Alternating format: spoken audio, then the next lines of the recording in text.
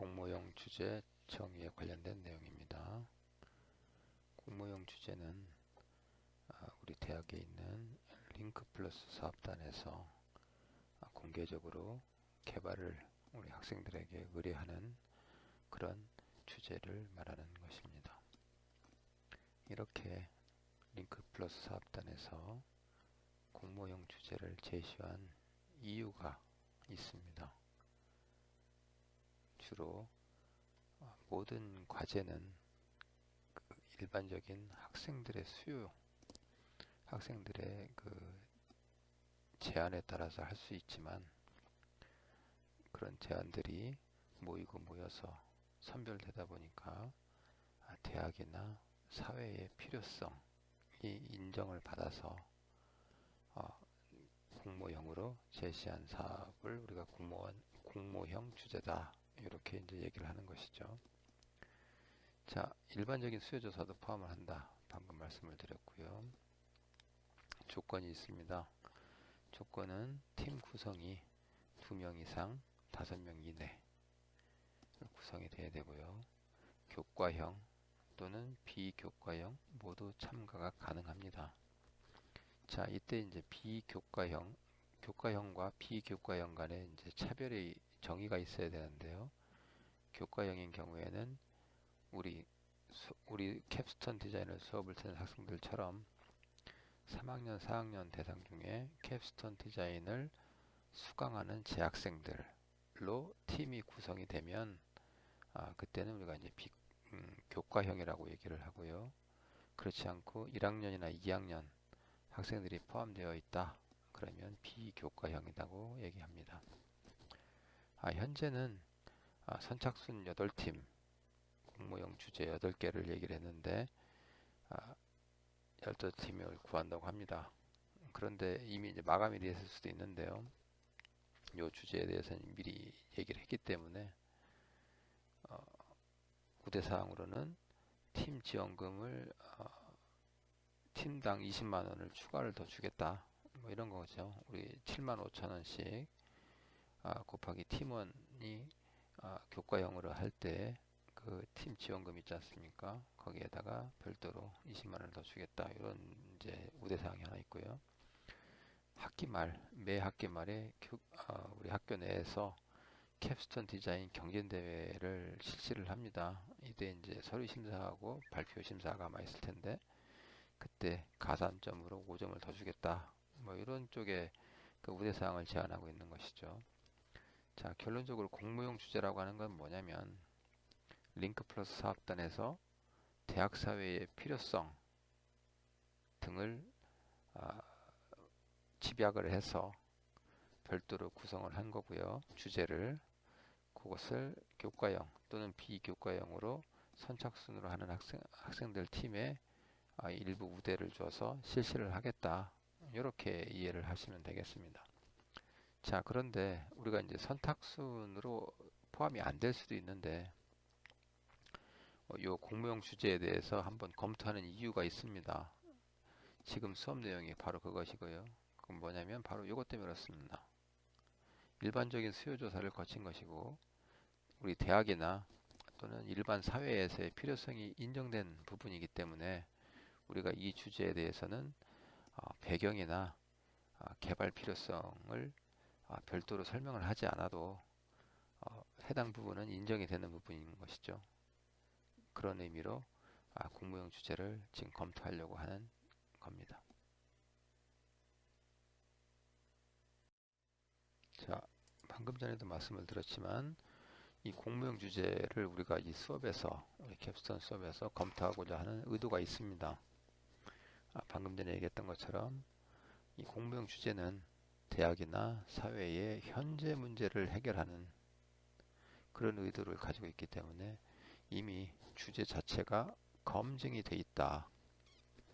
별도로 필요성이나 배경, 왜 개발을 해야 되는지 이런 거에 대해서 별도로 설명이 필요 없다는 얘기죠.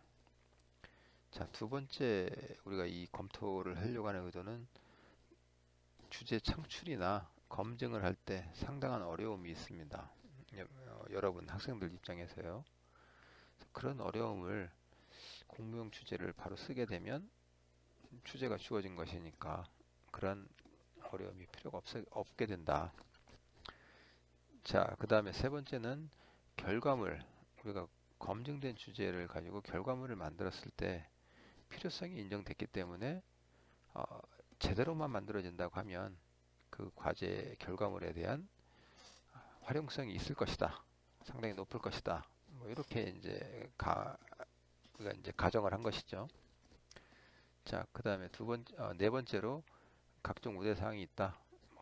방금 전에 얘기했듯이 뭐 지원금을 상향한다든지 캡스톤 디자인 경진대회 가점 사항이 있기 때문에 이왕 할 거면 주제도 나와져 있고 검증돼 있고 결과물도 잘 쓰여 있을 거고 우대 사항도 있고 우리가 별도로 캡스톤 디자인의 주제를 만들 어려움도 없고 네 박자가 딱 맞은 거죠. 그래서 공무용 주제는 한번 반드시 검토를 해야 된다.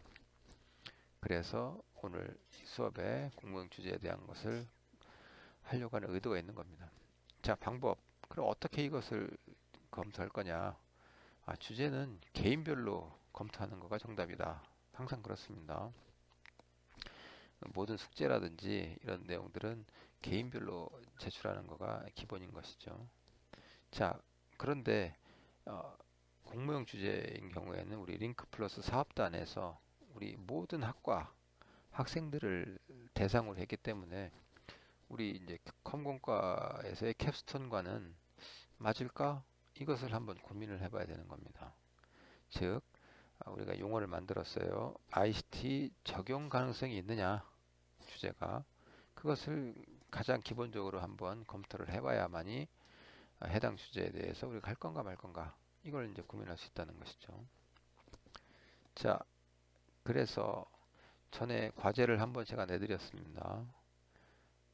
공무용 주제별 ICT 적용 가능성을 O, X로 표기하고 O인 경우에는 가능한 ICT를 제시해라. 그래서 앱, 인터넷, 뭐 DBMS 응용, IoT, 센서 뭐 등등 인베디드 시스템 포함해서 얘기하는 거죠. 아두이노나 라즈베리 파이 이런 것들 얘기하는 겁니다.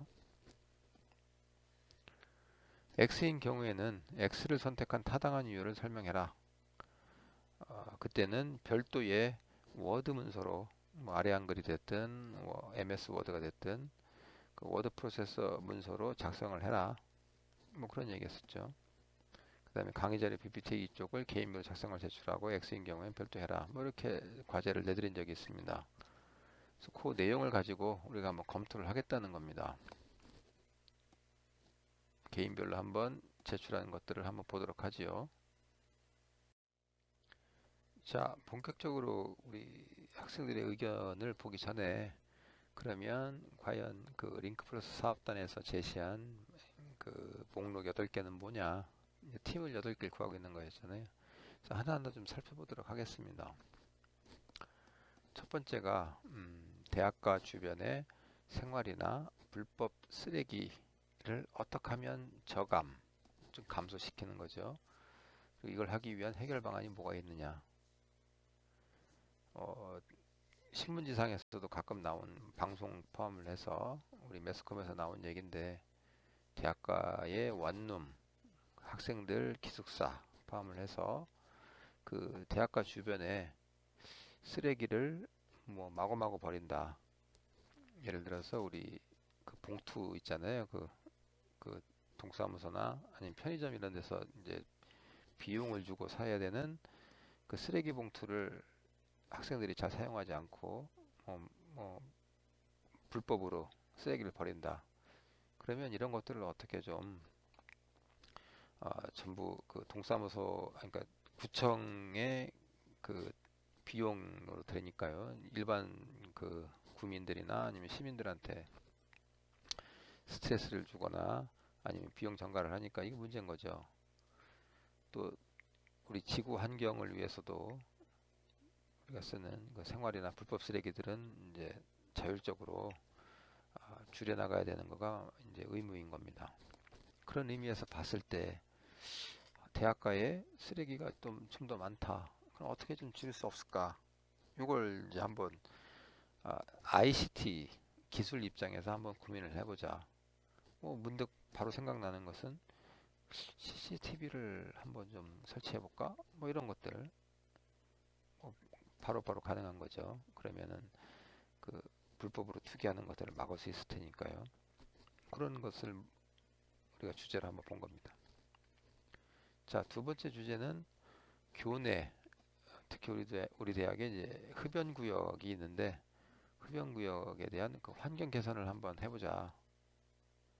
캠퍼스 내에는 원래 원칙적으로 담배를 못 피도록 되어 있습니다. 금연 전 지역이 이제 금연 구역인 거죠. 그런데 아, 학생들이 이제 그 담배를 피는 학생들이 좀 다수 있는 거죠. 근데 그것을 뭐 완전히 못 핀다, 벌금을 통해서 하겠다. 그러면 이게 이제 전부 우리 학생들을 범죄자로 만들게 되는 상황이니까 별로 바람직한 것은 아닐 겁니다. 자, 그러다 보니 학교 내에 흡연 구역을 좀 만들어 놨습니다. 그 맵으로 학교 소개하는 곳에도 아마 제가 맵으로 한번 본 기억이 나는데 각 건물의 야외 쪽에 쓰레기통, 담배를 위한 쓰레기통을 놓는다든지 아니면 그 시설물을 만들어서 몇 군데 놓은 적이 있는 것 같아요. 근데 거기 보면 아, 해당 분야에서 해당 그 지역에서 담배를 피는 게 아니고 그뭐 바깥에서 나와서 핀다든지 아무래도 공기가 안 좋을 테니까요. 그 이제 그 캡슐 형태로 되어 있는 그 폐쇄된 공간에서 피지 않고 나와서 핀다든지 아니면 담배꽁초 같은 것들을 마구마구 버려서 좀 뭐 지저분하다든지 그럼 이런 것들을 어떻게 해결할 수 있는 방법이 없을까? 환경을 좀 좋게 하는 거죠. 예를 들어서 그 흡연 구역에서만 담배를 피고 비흡연 구역에서 담배를 피게 되면 뭐 이렇게 좀 알림을 준다든지 뭐 이런 시스템이 있지 않겠습니까?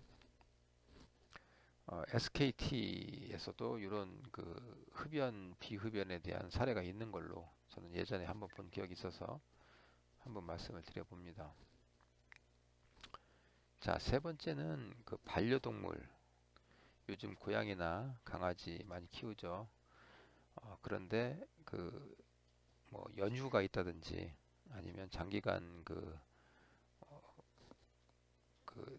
부재로 인해서 그 고양이나 가양이에 그 밥을 못 주게 되면 아, 그 죽겠죠. 그 사체로 되니까 뭐 그 전에 뭐 고양이나 강아지를 뭐 몰래 버린다든지 또 뭐 병이 들 수도 있는 거죠. 예. 그래서 동물병원에 치료비가 너무 많이 들어서 그런 것들을 좀 회피하기 위해서 유기하는 문제가 많이 생깁니다. 그러면 우리 정부에서도 이 강아지나 고양이 등 이 반려동물들이 숫자가 너무 많기 때문에 그런 것들을 어떻게 좀 잘 관리할 수 없을까 이런 고민을 하고 있어요. 꼭 유기 문제가 아니더라도 왜냐하면 광견병 뭐 이런 해서 뭐 물리기도 하고 그러잖아요. 그 동물이 이제 사람들을 위협하고 그러니까 그런 거에 대해서 동물을 소유하고 있는 그 소유자에 대한 책임 문제 이런 것들을 좀 법적으로 하려고 여러 가지 그 농축산부죠. 농축산부에서 그런 얘기들이 좀 오가고 있는 거가 있습니다. 자, 그런데 이제 우리는 봤을 때 반려동물을 이렇게 유기를 하고 있는데 그러면 그 소유자와 동물 간에 어떻게 좀 그러니까 동물을 보면 이 동물은 누구의 소유다 이런 것들을 어떻게 해결할 수 있는 문제가 없을까? 뭐 가능한 것들 많이 있죠. 예, 고양이나 강아지를 뭐그 RFID 칩을 뭐 몸에 심어서 한다든지 요거는 이제 정부에서 한 얘기고요.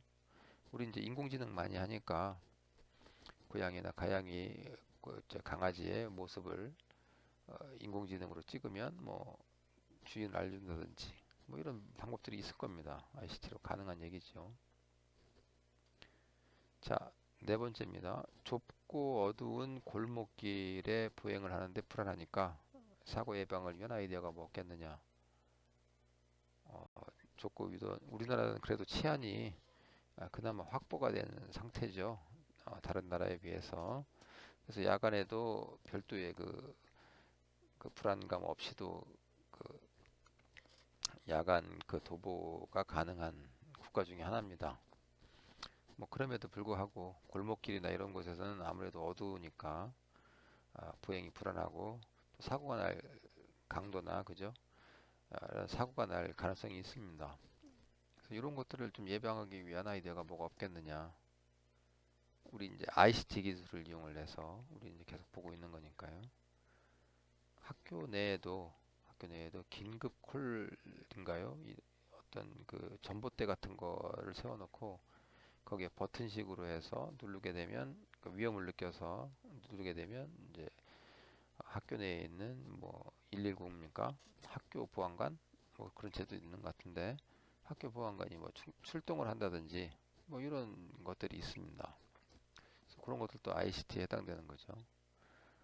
그 다음에 어, 그 전봇대에 거리 측정기 같은 것들을 놔서 평소에는 그 야간에 조명을 끄고 있다가 혹시 사람이 뭐 한 10m 이내로 들어오게 되면 불을 자동으로 좀 켜준다든지 뭐 이런 시스템들 이거 전부 다 ICT에 관련된 거잖아요. 그래서 충분히 가능하다. 자, 그 다음에 다섯 번째, 대전광역시 타슈의 문제점 분석과 확산을 위한 해결 방안. 혹시 타슈를 타봤나요? 이게 이제 사투리죠. 타라. 뭐 자전거 타기. 그럼 먼저 타세요. 뭐 그것을 이제 우리 충청도 사투리로 먼저 타슈 뭐 이렇게 얘기를 하잖아요. 그렇게 해서 나온 용어입니다. 그래서 자전거가 우리 학교 앞에도 열 몇 대가 타슈 스테이션이 있는 거로 알고 있습니다. 자, 그런데 사용자들은 항상 그 불편함이 있다고 생각을 하는 거죠. 그러니까 내가 원할 때 자전거가 없고, 예를 들어서 그 다음에 뭐 자전거를 빌리는데 좀 어렵다든지, 대전 시민이 아니면 빌릴 수가 없다든지, 뭐 이런 문제점이 있습니다. 그 다음에 좀 더 많은 사람들이 그런 타슈를 좀 더 탈 수 있도록 할 수 있는 방안이 없을까? 이런 거에 대한 해결 방안을 제시해봐라. 그런 의미입니다. 자, 그 다음에 야간 근무 부모의 자녀 돌봄 문제. 이것도 좀 문제가 많죠. 꼭 야간이 아니더라도 그 자녀들을 돌봐야 되는 문제들은 항상 있는 겁니다. 그 집안에 아이들만 있어서 예를 들어서 뭐 라면 끓여 먹다가 뭐 화재가 발생하는 뭐 이런 사건도 많이 있지 않습니까? 이런 돌봄 문제를 어떻게 좀 해결할 수 없을까, 지원할 수 없을까, 뭐 이런 거 있습니다. 그래서 ICT를 이용해서 한번 생각해봐라. 그게 이제 우리 이제 아이디어였던 거죠. 다음에 있는 것도 유사합니다. 이쪽은 어린 자녀인 거고요. 이쪽은 독거노인들인 거죠. 독거노인, 혼자서 생활하시는 그런 분들 이제 사별을 하신 거죠. 그러다 보니 이제 그 할아버지가 됐든 할머니가 됐든 이제 혼자 사시는데 혹시 IoT 기술을 이용을 해서 돌봄 서비스를 할 수 없을까? 두 여섯 번째, 일곱 번째 두 개의 공통점은 뭐냐면 취약계층이라고 그러죠. 우리가 소위 어린 자녀, 어린이들, 그다음에 독거노인 스스로 할 수는 있지만 돌봄이 필요한 대상들인 걸 얘기하는 거죠. 그런 분들에 대해서 어떻게 우리가 여기 나와 있는 것처럼 IoT 기술이나 아니면 ICT 기술 같은 것들을 이용을 해서 뭐 지원하거나 지원 시스템을 만들 수 없을까? 여기 일곱 번째 같은 경우에는 IoT 기술을 명시를 했기 때문에 이것만 봐도 이거는 우리가 해야 될 일이네 이렇게 이제 바로 생각이 되는 그런 예제의 하나인 것이죠. 자, 여덟 번째입니다. 여덟 번째는 마지막으로 대전시의 원도심 혹시 가봤을지 모르겠는데 여기 은행동이나 뭐 이쪽 대전역 주변 여기를 원도심이라고 합니다. 그러니까 중구 동구를 우리가 원도심이라고 하죠. 여기가 상대적으로 서구나 유성구 대비 좀 활성화가 안 돼 있는데 그런 부분을 어떻게 좀 활성화할 수 없을까? 그리고 도시재생이라고 그러죠. 도시가 이제 좀 세월이 흐르다 보면 어, 많이 낙후가 되고 낡아지는데 이런 문제들을 어떻게 좀 해결할 수 있는 방안이 없을까? 상당히 이제 이거는 문화 컬처 쪽 많이 하긴 하는데, 그래도 우리가 활성화 쪽에 IoT 기술이나 여기 서 있는 것처럼 뭐 각종 ICT 기술을 써서 그 활성화할 수 있는 방안들이 있을 겁니다. 그런 문제들에 대해서 우리가 주제 목록을 가지고 여러분에게 과제로 내주었던 것이죠.